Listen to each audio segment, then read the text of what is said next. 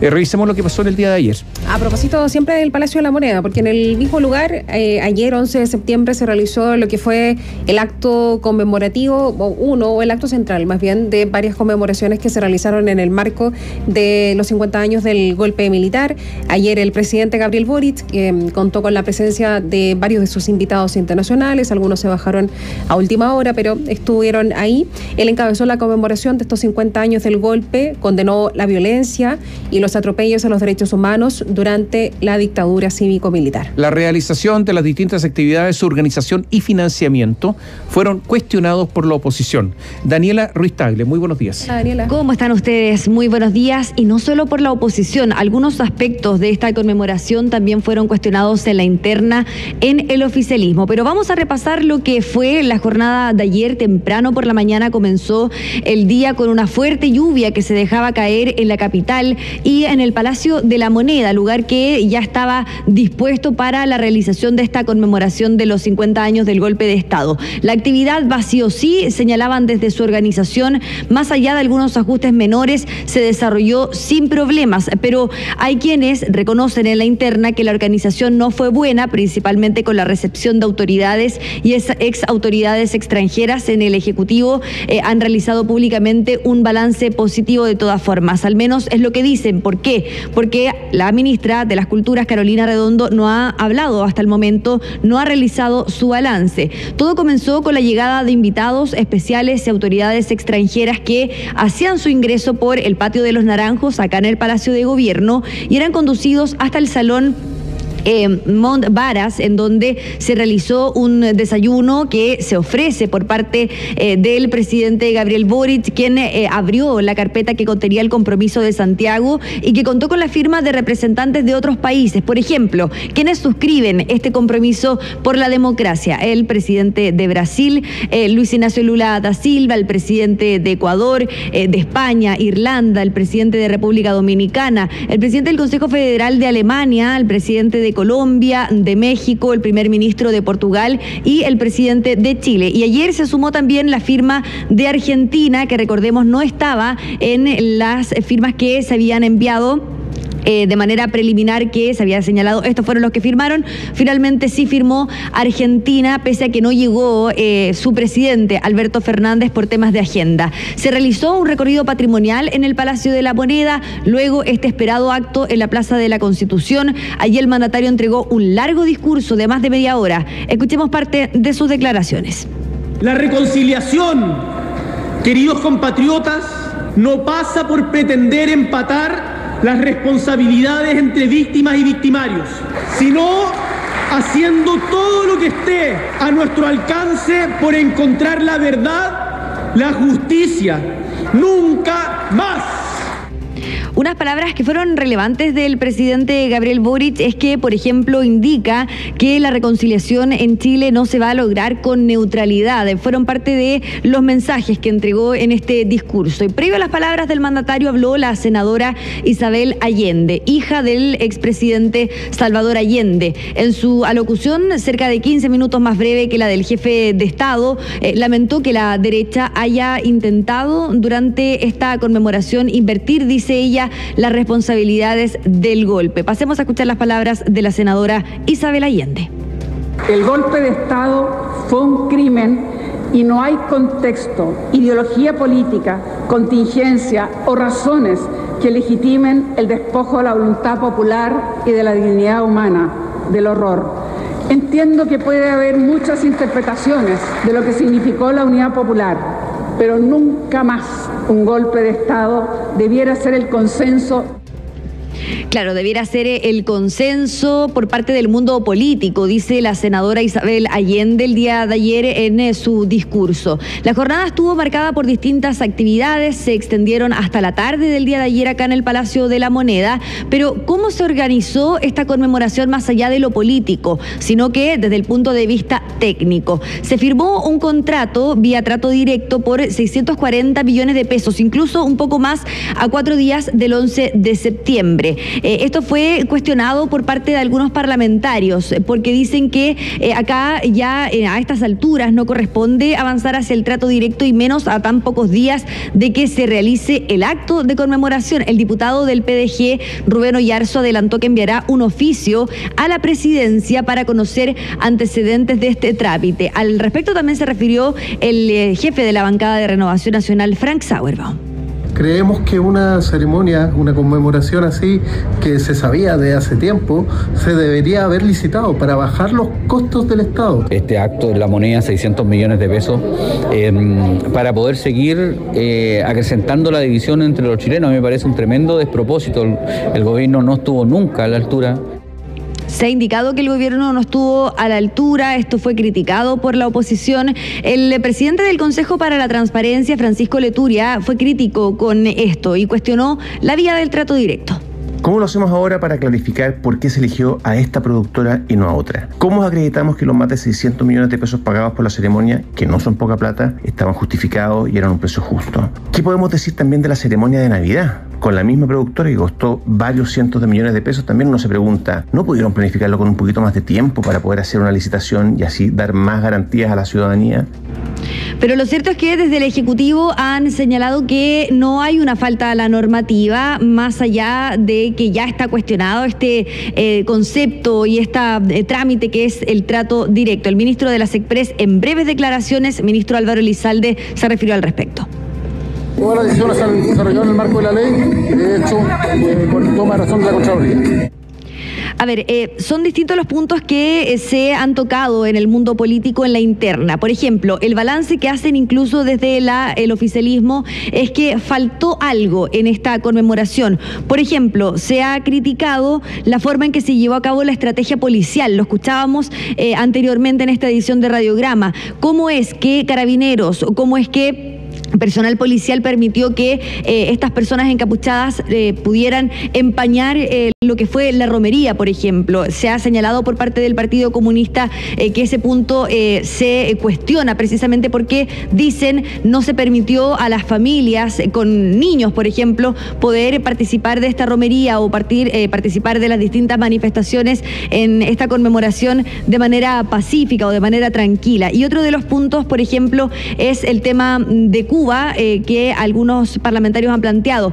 Se invitó, por ejemplo, al presidente de México, se hace alusión a México porque finalmente recibe a las personas exiliadas en dictadura, y también se hace con Cuba, pero no había ningún invitado de Cuba. Lo cierto es que nosotros consultamos, Katy y Tomás, respecto a este tema, y sí se invitaron a las autoridades de ese país, pero no llegaron simplemente a lo que fue esta conmemoración del 11 de septiembre que se llevó a cabo el día de ayer.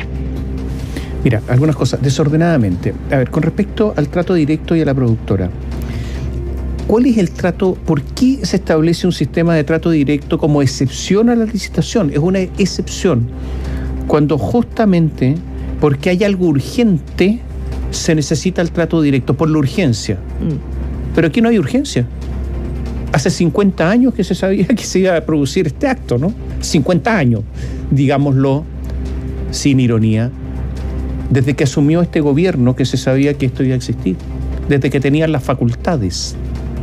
Por eso, el decidir a última hora no es causal, porque usted no puede ser partícipe de la causal. La causal tiene que ser ajena a la voluntad del gobierno, porque si no, no se transforma en causal. Si no, siempre podría haber trato directo. Nos atrasamos y vamos con el trato directo. Por eso la decisión del Contralor Jorge Bermúdez es una vergüenza. Porque nadie puede por sí y ante sí crear la causal. Lo de Jorge Bermúdez es una vergüenza. De ahora en adelante, todo acto que se atrase, la justificación va a ser trato directo entonces y se atrasa por mi responsabilidad, por mi culpa o por mi decisión planificada. Qué triste lo del Contralor Jorge Bermúdez, realmente es una cosa increíble. Las leyes tienen que ser interpretadas de acuerdo a un sentido común, a lo natural y obvio. No hay ninguna razón para el trato directo, ninguna. Más allá de que haya sido correcto, de que el contrato sea bueno, que no lo sé, de que la productora sea la adecuada, que no lo sé, de que a lo mejor si en licitación habría ganado esta misma, pero no sabemos porque no pudieron participar otros. Y no sabemos si el precio fue justo o no porque no pudieron participar otros. Lo de la Contraloría es impresionante. Ahora, la dejación del gobierno es notable porque sabemos que todo esto se atrasó porque había, y esto fue comentario obligado al interior del gobierno, todas los atrasos que hubo por falta de decisión, por falta de gestión para esta conmemoración. Eso lo sabemos todos. Y claro, lo que es muy diferente. O sea, al final configurar urgencia porque resulta que ha cambiado 3 veces el ministro del ministerio que estaba a cargo de la conmemoración en menos de 2 años, no de la administración. La ministra Brodsky, exministra, el exministro Aguirre y actualmente la ministra Redondo a cargo del Ministerio de las Culturas. Claro, eso no se puede argumentar como una urgencia. O que la persona que estuvo encargada desde el primer minuto de la conmemoración finalmente termina renunciando porque no resiste la presión de una parte de la coalición y de organizaciones de familiares de detenidos desaparecidos, ejecutados políticos, digo. Eso tampoco configura una urgencia. Y esto lo decimos porque es muy importante que las cosas queden claras. Bien lo dices tú, Tomás, en relación a que puede que esté bien, que esté 100%, que se pague lo que corresponde, en fin. Pero es necesario que quede claro y que se haga como se tiene que hacer y no argumentar una urgencia que no existe. ¿Sabes lo que pasa? Es que usted después la vara para todos los próximos actos, para todas las próximas decisiones de cualquier gobierno. Después, ¿cómo se va a poder criticar a otro gobierno si uno no critica esto? ¿Con qué autoridad? ¿Con qué lógica? Claro, el Contralor ahora se va en octubre. Hay toda una pelea, además, en estos momentos para ver quién va a ser el próximo Contralor. Ustedes no se imaginan las presiones, los lobbies que hay en estos momentos. Está todo desatado. ¿Y por qué está tan desatado? Por esto mismo. Porque se trata de elegir un Contralor que sea afín a determinadas fuerzas, a determinados grupos políticos. A ver, está toda la política metida acá. También por esto mismo. Miren el poder del Contralor, obsérvenlo, pálpenlo. Bueno, más allá de eso, de lo que pasó, ¿hubo algún partido del gobierno que estuviera más descontento que otro con los actos de ayer y de antes de ayer o no? Sí, algunos yo diría más que partidos, en particular sectores. Por ejemplo, desde la izquierda han señalado que no fue suficiente, o en la interna lo han indicado, que no fue, que algo faltó el día de ayer. Desde otros sectores más ligados al centro también han indicado en la interna que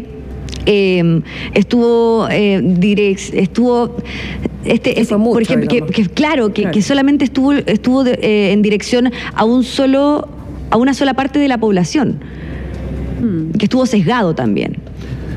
Ahora, mira, a ver, el Partido Comunista el domingo en la noche emitió una declaración que dice así: consideramos como débiles e insuficientes las medidas policiales adoptadas para la protección de los miles y miles de compatriotas que concurrieron a la conmemoración, muchos de ellos y ellas en familia. Estoy leyendo textual. Eso fue lo de la romería. De la romería, claro, ¿no es cierto? Pero ya había molestia. Y dijo Lautaro Carmona, secretario general del Partido Comunista, lo que ocurrió desde el punto de vista de la provocación, fue una ofensiva muy organizada.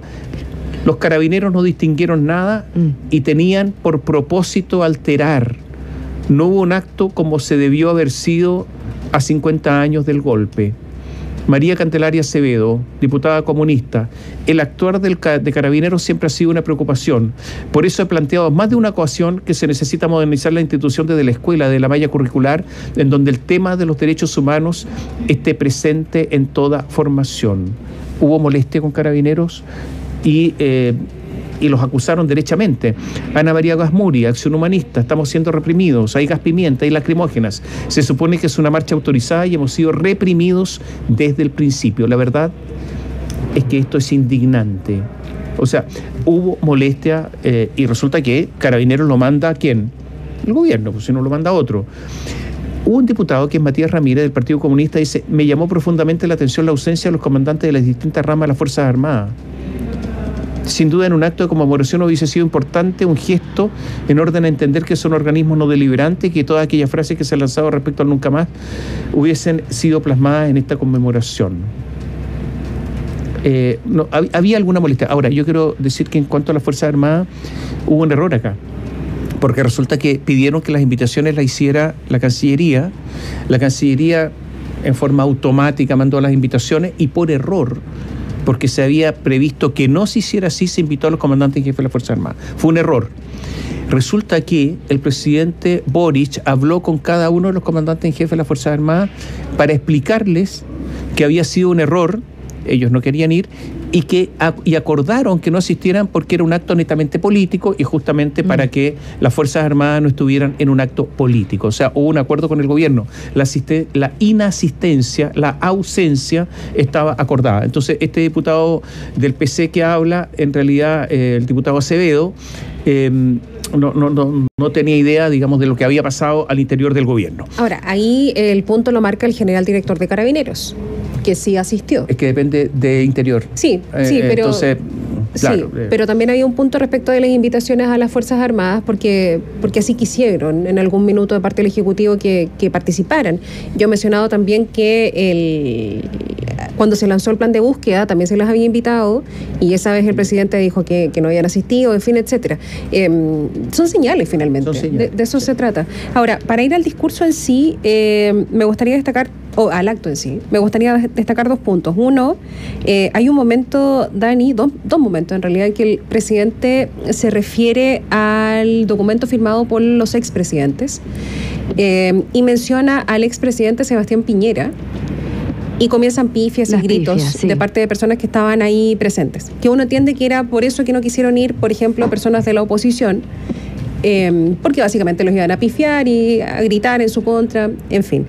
Cuando sucede eso, el presidente alza la voz, la levanta, comienza a gritar, diría yo, para aplacar finalmente esas pifias y gritos que estaban emitiéndose en contra de la ex autoridad. Luego lo hace nuevamente, también lo vuelve a mencionar, y nuevamente sucede. A mi juicio es muy evidente que él levanta la voz para aplacar esos gritos. Yo creo que es un hecho, o 2 situaciones que son una dinámica similar que demuestran lo difícil que es para el presidente gobernar con una parte de su coalición que no entiende lo que él hace, por ejemplo, cuando invita al presidente Sebastián Piñera, particularmente a él, ¿no? Cuando lo invita a Uruguay, cuando lo invita a La Moneda, cuando lo invita a firmar, en fin, hay una parte que es muy dura y que tiene esto, ¿no? Esto de los gritos y de hacer mucho ruido finalmente que no lo deja gobernar y que es de su propia coalición. Claro, gritos o pifias que no solamente se vivieron el día de ayer, recordemos el día del plan de búsqueda, también cuando el presidente agradece la presencia del general director de Carabineros, el director general de la PDI, también se escucharon pifias. A ver. Y ahí también el presidente intentó aplacar estas pifias. Pero ayer no lo intentó aplacar, simplemente alzó la voz. Sí. Porque, a ver, yo recuerdo a él... digamos que además parece que viene saliendo un resfrío. Sí. Entonces, claro, alzaba la voz y tosía, porque uno sabe lo que pasa después de eso. Entonces, a mi juicio era muy evidente, pero yo creo que ese alzar la voz tenía esa intención. Yo me acuerdo a Elwin en un famoso discurso en el Estadio Nacional. Antes de que el Estadio Nacional fuera remodelado, ahí había 100.000 personas. Y cuando empezaron las pifias, porque hablaba de militares, estaba empezando la democracia en Chile, retornando la democracia. Elwin no solamente alzó la voz, se enfrentó con miles y miles de personas que estaban ahí escuchando diciendo no, Chile es uno, etcétera, etcétera. Eso ayer no se produjo, simplemente alzó la voz, nada más.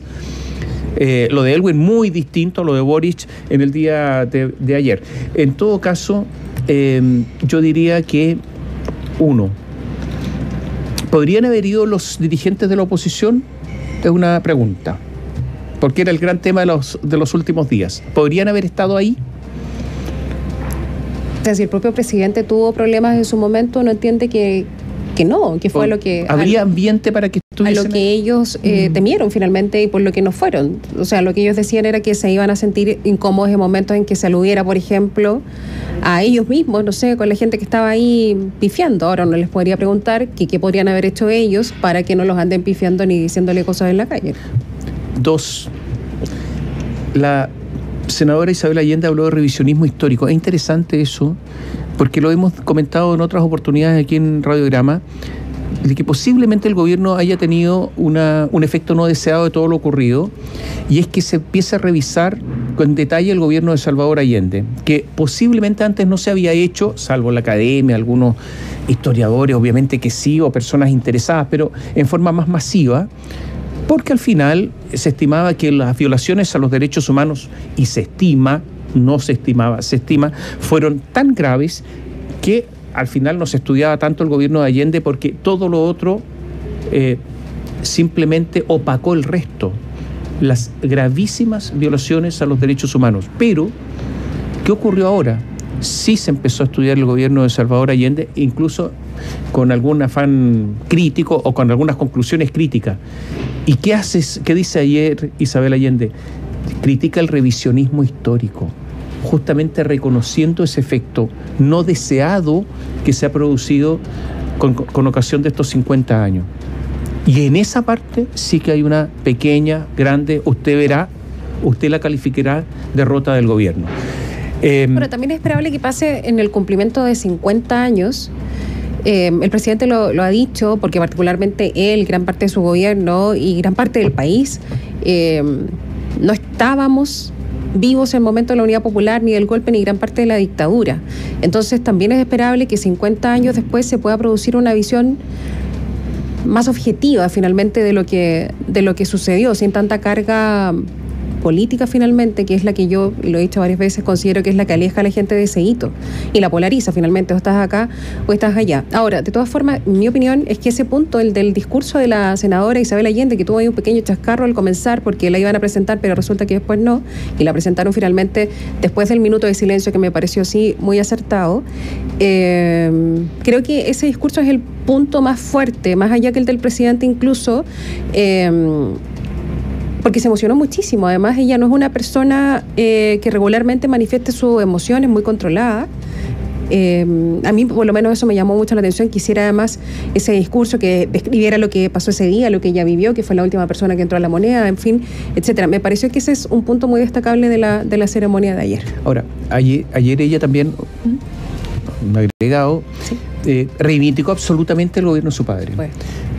Pero todos sabemos que en su momento ella no estuvo tan convencida de todo lo que ocurrió bajo ese gobierno. O sea, en la familia Allende, y esto es histórico, había una división. O sea, por un lado estaba Isabel y por otro lado estaba Beatriz, ¿no es cierto? Tati, que le decían que ayer la nombró, ¿no? El último minuto. Exactamente. En Cuba. De hecho, tanto es así, Isabel Allende en ese tiempo no era tan política, que Salvador Allende se sorprende muchísimo cuando hace 50 años llega Isabel Allende a la moneda, sí, el 11 de septiembre. No esperaba encontrarla ahí, justamente porque había una distancia, y esa distancia tiene que ver también con la visión de país que tenían.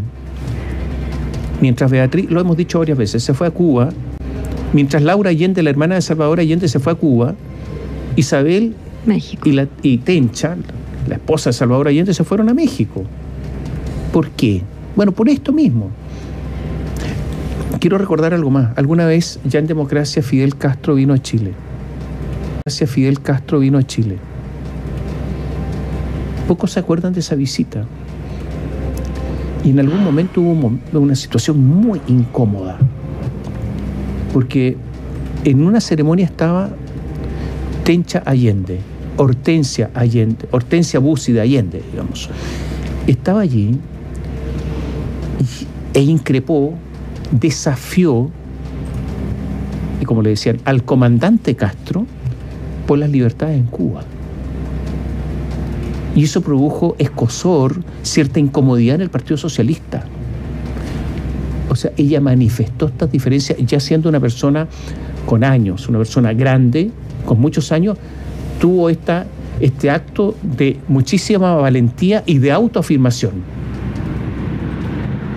Bueno, digo todo esto porque hay que mirar la historia y la filigrana de la historia para ir entendiendo cosas, a los personajes, a sus actitudes, a sus cambios de posición también, que son legítimos, para que entendamos todo lo que ha ocurrido en nuestro país y de lo que ocurrió en el día de ayer, con sus luces y con sus sombras. Daniela, sí, la actividad del presidente para hoy, ¿qué va a pasar? Porque ya este es el día después. Es el día después. Finalmente ya es 12 de septiembre. ¿Se acuerdan que escuchábamos en voz de algunos políticos que ojalá este día pase luego, que sea 12 de septiembre? Bueno, estamos en esta jornada. No hay actividades públicas del presidente Gabriel Boric, es decir, estamos esperando que podamos conocer lo anterior para ver si es que se retoma la agenda y en qué sentido. Ahora, hay que analizar, Katy y Tomás, cómo quedaron las relaciones con la oposición después de lo que se vivió durante estas últimas semanas, en donde se vio un ambiente eléctrico, un ambiente tóxico. Vamos a ver si es que ese ambiente se limpia en los próximos días. A ver, mira, hay varias lecturas. La política es la política, tiene sus propias lógicas, es el juego del poder, pero posiblemente en las relaciones con la oposición hay una distancia hoy día, pero gigantesca. Yo creo que este es el momento de mayor distancia entre gobierno y oposición desde el inicio del gobierno de Gabriel Boric. Hoy, ahora, 12 de septiembre. Las conversaciones para las reformas estructurales van a ser difíciles, es posible.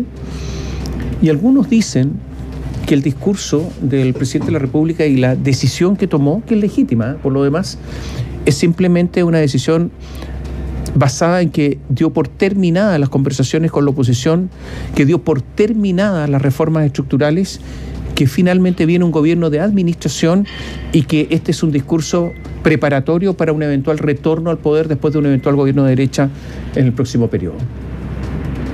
Así de concluyente el DN, ¿no? El final de una gestión gubernativa. Es que, bueno, no es solamente una opinión, sino que es más bien una certeza respecto de que el tono del gobierno, del discurso, digo, del presidente fue para un sector. Que es básicamente el que está ahí fuerte con él regularmente y que está bien. A ver, el comentario no va a la decisión que tomó el presidente, si él puede hacerlo. El tema es que si tenía algún otro objetivo, si siempre ha estado entre sus objetivos, pasar del famoso 38% del que se le hablaba cuando fue el plebiscito de salida del fracasado proyecto constitucional, si su afán era ese, la verdad es que su discurso por lo menos no pareció tener ese objetivo ayer. Veríamos que eso se declara adelante. Hay que ver el tema de la forma en que el gobierno retoma la agenda, ¿no es cierto? Si bien no hay actividades públicas del presidente Boric, se ven en la pauta que nosotros manejamos bastantes actividades de la ministra del Trabajo, Janet Jara, y también, por ejemplo, hartas actividades en relación al 18 de septiembre, las fiestas patrias, hay actividades de salud, de educación, pero nada sobre algo que tenga que ver con una reforma estructural. Por ejemplo, no hay una actividad sobre pensiones o pacto fiscal o algo que el gobierno quiera reactivar. Oye, un detalle de lo que ocurrió ayer, pero un detalle menor. Pero ¿por qué el presidente Gustavo Petro de Colombia llegó tan tarde? Nosotros le preguntamos. Pero llegó 2 horas tarde, no 15 minutos, 2 horas. ¿Qué pasó? Nosotros, cuando él llegó, le preguntamos 2 cosas, a lo lejos. Biobío le preguntó por qué llegó a esta hora y no quiso responder. Simplemente llegó a esa hora y no se nos ha informado la razón por la que llega 2 horas tarde a esta ceremonia y directo al acto y no llega al desayuno. De hecho, Petro fue el último que firmó el compromiso de Santiago. Compromiso que el presidente en el desayuno, cuando él ofrece este desayuno, dice: acá está la carpeta, el que quiera lo firma, están invitados. El último que lo hace fue Petro porque llegó tarde. Pero no se sabe por qué. No se sabe por qué. Oye, y lo otro, ¿cómo lo podemos decir? El error, patinazo, la confusión. Lo que pasa es que, bueno, llegó tarde, participó en la ceremonia, eso sí, y se tomó una fotografía de un abrazo muy apretado con la senadora Isabel Allende. Y la confunde. La confundió. ¿Con la escritora? Con la escritora Isabel Allende. Ahí estamos viendo en biobiotv.cl el tuit original, lo que pasa es que después lo editó 2 veces, igual le quedó con un error al final. Pero dice: Gustavo Petro, con Isabel Allende, hija del presidente compañero Salvador Allende, una de las mejores escritoras de Latinoamérica. Después lo corrigió y dijo que, bueno, que no era ella. Pero claro, son cosas que pasan y que llaman la atención, obviamente, de una autoridad que, no sé, pues ya es cultura general también, ¿no? Pero le pasó. Son cosas que pasan. O que le pasan, digamos. También. Digamos lo mejor así, que le pasan. Ya, estamos atentos, líneas abiertas contigo. Líneas abiertas. Y solo un detalle sobre Petro. Nosotros cuando lo vemos en las cumbres o cuando incluso hemos conversado con él siempre está dispuesto a hablar con los medios de comunicación y es bastante amable. Ayer llegó muy serio y no quiso hablar con nadie. Un pequeño dato ahí. ¿Está el presidente en La Moneda? Vamos, entiendo que sí, pero vamos a corroborarlo. Porque ustedes saben que por lo general no entra por arriba, por el patio. Entra por el subterráneo. Exacto. ¿No?